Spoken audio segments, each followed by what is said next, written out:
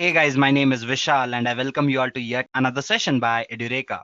In today's session, we would be focusing on Microsoft Azure. And while we do that, a main topic of discussion would be Azure Portal, where we would be exploring Microsoft Azure's console. But before we do that, let's take a look at the agenda or the offerings of today's session first. So first and foremost, I would start by talking about what cloud computing is and what Microsoft Azure is. Then we would get into the main topic of discussion, that is what is Microsoft Azure portal and how it works. So let us start by understanding what cloud computing is. So first and foremost, let's take a look at what the definition has to say. It says it is the use of remote servers on the internet to store, manage and process data rather than doing it on a local server or a personal computer. And it is absolutely correct. So basically what is happening in cloud computing is you are moving your on-premise resources applications to cloud. And why do we do that? Well, this is the reason why we do it. What cloud does is it provides you on-demand self-service, broad network access, resource pooling, rapid elasticity, and measured service. Now, again, I've talked about or mentioned quite a few terms which might not be that easy for someone who's completely new to just go ahead and digest these terms. So let me just simplify the definition of what cloud computing is. So when you talk about cloud computing, basically what you're doing is you're computing in general. I mean, when you talk about software development, your main concern as a software professional is to ensure that you have applications which are up and running. Maybe you might be focused on developing those applications and ensuring that the end customers get to use those applications and the whole process runs in smoothly, right? Normally what happens is all these things, they happen on premise. You have your in-house infrastructure where you have your servers, you have your RAM, you have all that is required for software development. You have it on premise or in your in-house architecture. But the problem with your in-house architecture is it does not give you scalability. And even if it does, there are some cons to it. I mean, you have to ensure that your application has to go through the modifications, the changes that are needed. And apart from that, these changes can be costlier because servers are very costly and buying these servers is not an affordable thing. So how do we tackle these things? How do we tackle all these issues? Well, this is where cloud computing comes into picture. What it does is it lets you actually go ahead and rent certain services and use them to meet your particular needs. You can rent these services just like you rent electricity. I mean, what do you do with electricity? You have your telephones, television, your computer, everything running on electricity, right? All you do is you probably plug in your ports, switch on the button, and the electricity flows in. It's not your concern whether who creates the electricity, how it is created, who maintains it for you. All your concern is actually just going ahead and paying in the bills at the end of the month. You consume certain units, you pay for those units, and you utilize the electricity. When you talk about cloud computing, what it does is it lets you use various computation, storage, database, all these services on rent. So you'd be using these services and you'd be paying the vendor only for the resources you use and only for the time duration you use these resources. And that is why cloud computing ensures that one, you do not pay too much money on your infrastructure, and two, it ensures that you do not have to invest more resources into basically monitoring your work, and you do not have to worry about these things because your cloud vendors would take care of all these things. So this is what cloud computing is. It is more of a pay as you go model, but for computing. And what it does is it ensures on-demand self-service, broad network access. The best thing that you can see in the first or the above definition is your data lies on cloud rather than on your local server or your personal computer. That means there is a server placed somewhere where your data and your applications reside. So if you have to access these resources, you do not have to actually physically go there and explore or have access to those resources. Instead, you can access these resources from your local computer. So yes, it is an on-demand self-service with a broad network access, which can be accessed from anywhere you're based at. It lets you have resource pooling, rapid elasticity, and measured services. So yes, when you talk about monitoring, whether you talk about upscaling, downscaling, ensuring robustness, security, and all these things are taken care by your cloud vendors or your cloud service providers. So this is the basic definition or an introduction to cloud computing. So the next topic of discussion is what is Azure? So I've just talked about cloud computing, right? And I've talked about certain vendors. So when you talk about cloud computing vendors, one of the popular vendors is Microsoft Azure. So let us try to understand what Microsoft Azure does in particular. Let's go through the definition. Let's try to understand what do these pointers mean, and then probably see how we can relate to the actual concept. So if you go by the definition, this is what it says. Microsoft Azure is a set of cloud services which help you organize, manage, or meet their particular business needs. What it also does is it ensures that you have the freedom to build, manage, deploy your applications on massive global network, and it lets you do that using your favorite tools and frameworks. Let me give you a clearer picture on these things as well. As I've already mentioned, Microsoft Azure is a cloud vendor or a service provider. They provide you with various cloud computing services. Now, these services encompass from services like computing, storage, database, monitoring, compliance, security, and various other services. If you talk about anything that relates to computing, almost everything is taken care by this particular vendor, whether it's analytics, whether it has to do something with marketing, creating chatbots, IoT. Well, it has room for most of the needs that you might have for computing. So if you talk about Azure services in particular, there are some around 100 or more services that cater all your needs. So you might want to again visit Azure's website as well and take a look at those services. As we get into the portal part, we would be taking a look at some of those services as well. So yes, it provides you with various services and it gives you freedom to build, manage, and deploy your applications on a global network. That means you probably might be residing in some country, maybe say India, and you wish to build your applications and host them in USA. You can do that by using a cloud platform, and you do not have to go to USA. You can do that by being in India. So it gives you this freedom. Why? Because all you need to do is you need to go ahead and launch certain instances, spawn certain instances, put data on top of it, put applications on top of it, and your application and your business model is up and running. So it is that simple. I mean, you just call in certain services and you make use of those. And how is this possible? It is due to vendors like Microsoft Azure. Plus, it lets you use the tool of your choice, framework of your choice. The fact that Microsoft Azure itself has a huge stack of products, it lets you readily integrate all these tools into this framework or into this domain, and you can actually use all those tools on your cloud platform. If there are certain open source tools as well, Microsoft Azure probably is more capable these days to incorporate those tools and services as well. So if you're working on something in some programming language, on some framework, probably you can move the existing work on your cloud as well. You might need to get into the details of the documentation process, but yeah, that is possible as well. So this is what Microsoft Azure is in general. I just talked about the fact that how easy it is to actually go ahead and carry out your business processes or computing processes on Microsoft Azure. So what makes it this easy for you to actually go ahead and use all these services on this particular platform? Well, one of the major reason is its portal. Azure portal actually helps you do a lot of things that basically simplifies your work of cloud computing. So let us just go ahead and take a look at what this Azure portal does. Before I start about Azure portal, I would like to inform you that we would be opening Azure's portal and then we would be understanding what this portal is, what are the services it helps you with, and how it actually relates or combines all the stuff that cloud has to offer to you. So to do that, let me just quickly switch into the console part and we can just get started with the remaining part as well.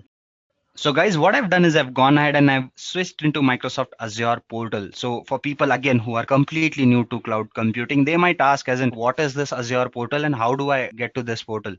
So this is what the link is. It is portal.azure.com. If you are a completely new person to this particular page or this website, you would be required to sign in and create an account. Now, as you can see, I already have an account here. It is a fresh account. The reason I've chosen a fresh account is I wanted this dashboard to be clean so that we could go through certain pointers. However, there are certain applications that are running which would help us to understand certain pointers which otherwise you wouldn't have. So this is a perfect account for me. Apart from that, if you need to have this account, as I've already mentioned, you would have to go ahead and create a particular account. How do you do that? You visit this link, that is portal.azure.com. Once you do that, it would ask you to sign in and put in certain details. So when you do sign in or sign up, you'd have to enter certain details like your email ID, contact details, and why do you want to use this account. One pointer you need to consider is Microsoft Azure would ask you to enter your credit or debit card details. Now, do not worry, they do not charge you unnecessarily. What happens is this is a free tier account where Microsoft Azure would give you certain credit limit, maybe 12,000, 15,000, something like that. I do not remember the exact number, but it is somewhere around 10 to 15,000 in that range. 10 to 15,000 Indian rupees, because I am based in India right now. So I'm talking about Indian rupees. When you talk about it in dollars, I think it is somewhere around $200. So based on where your account exists, in that local currency, you would be given certain amount, which you can spend for 1 month and use all these services for free. So yes, you have sufficient time to explore all the resources. What Microsoft Azure does is it asks you to enter your credit card or debit card details. That is, once you exceed these limits, you might be charged, because all these services have a certain cap on that. Don't mistake it for the fact that you'd be charged, because these limits are fairly high and probably you won't be charged in any way, but still you would be wanting to get through the documentation as in how much would you be charged. But before that, I would suggest that you actually go ahead and enter in all these details, create an account, and once you have an account, probably you can go through the pricing models as well to avoid getting billed in case if you actually go ahead and exceed these limits, which is very less likely to happen. So that being said, we have an account. If you do create an account and sign in, this is what your interface would look like. And this is something we call it as the Microsoft Azure portal. So let us try to understand what does this portal has to offer. What are the components that are there? Now, as you can see on the screen on your left hand side, you have all the services that are listed. Now, these are the most commonly used services. When I say services, most of them are domains, as in these domains have more services under them. So domains and the services that you can see here on this part, there is an option called as create a resource, using which you can actually create these resources as well. Then you have this dashboard. It is blue in color for now. Let me see whether the color changes. Yep, as you can see, the color has changed. So if you double click on this dashboard, the color would change. So you can probably customize it to meet the needs. For now, let me just stick to the standard version, which is this. So you have the freedom of changing the color, and all the stuff that happens, the applications you launch, you can actually go ahead and have a picture of these things on your dashboard. How do you do that? Probably you can choose first of all which dashboard do you want to use. If you have multiple dashboards, you can do that. As you can see, this is one dashboard which has certain things pinned here. You can unpin those things and you can pin in all your applications to this dashboard. You can click on those applications and you have an option of pinning them to the dashboard. Next thing that you can do here is when you actually launch an application, there is this notification panel where you would be notified as in what has happened. If you've launched an instance maybe and you want your virtual machine or your application that is running on top of it to be on your dashboard, here you'd be given an option. Do you want to pin it to the dashboard? And you can say yes, and immediately it gets pinned on the dashboard. Now, what benefit does this particular thing serve? I mean, what would I get if I actually go ahead and pin it here? The thing is, based on your business model, I mean, this is a fairly simple demo, so we do not have too many applications that we are talking about. But as your business grows, probably you might be dealing with a number of servers, a number of applications. So you might want particular information which is readily accessible to you. So you can probably pin those things on your dashboard. You get stats on those dashboards. If there are certain insights, you can actually have a plugin for analytics, which gives you reports and all those things. It readily integrates with Power BI, which is a very powerful data visualization tool, using which you can actually have all the insights that you need. So yes, this is what the dashboard is. You have all the options here. You can create a new dashboard. You can upload files, download files. You can edit it, share the stuff that is there on your dashboard. You can probably maximize the screen size as well, clone certain dashboards and delete it here and here. So when you talk about dashboards, you have all the features. Now this is your Cloud Shell, guys. So what does a Cloud Shell do basically? So when I say a Cloud Shell, as I've already mentioned, you have your portal using which you can launch applications and you can do all the stuff right away. But at times you might be required to use command prompt. You might be required to hard code certain things. And how do you do that? You click on Cloud Shell, where you can use it through the command prompt medium as well. Cloud Shell is the command prompt which is provided by Microsoft Azure. Apart from that, you have settings where you can actually go ahead and modify the settings. As you can see, this is the theme. You can change the theme here as well if you want. Some other features which you would want to explore, you can just go ahead and explore all the settings, delete certain settings, private dashboards as well. That boils down to your requirement. If you are unable to figure certain things on yourself or on your own, you'd want to actually go ahead and check in what the support has to offer to you as well. Feedback, you can submit feedback whether you're happy or not. And this is your account. If you click on this link, whether changing your passwords and stuff like that, all those things would be taken care of here. So guys, yeah, this is pretty much the dashboard. I mean, you can click on these services and you can just explore those services. If you have a particular requirement, you can type it here. Say if I type Azure bot service, if there is something or any service that is related to this, any documents as well, that would be popping up here, and you can actually go ahead and direct or redirect yourself to those services from this mode as well. So yep, this is pretty much the interface, guys, the portal which I wanted you people to see. But let's not keep it this basic for now. What I'm going to do is I'm going to go ahead and create something. So if I click on this create option, it gives me an option of the stuff. I mean, I can choose, say for example, for now it says Windows Server VM, which means that it would launch a virtual machine, guys, which is Windows Server 2016 VM. Now, let me tell you what a VM is for people who are completely new.